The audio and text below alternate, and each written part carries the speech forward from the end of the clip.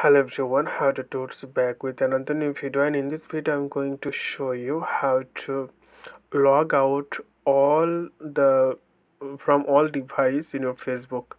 It means that if other user use your Facebook account, but if you want to log out those device in your Facebook, then you can easily do this from your phone. So how can you do this? You can see this is the Facebook Lite app. So you have to click the three dots on top right corner, so three line, and you can see this is the menu bar. So you have to click settings. Simply click on settings. Also click on settings, then here you will see the option password and security. Okay, simply click on that, and then you will see how many device log in your Facebook. So click see more. Also click, then you will see all the device, and you can see log out all the season. Simply click log out all the season. Also click there, and again click log out, then other device automatically log out to your Facebook.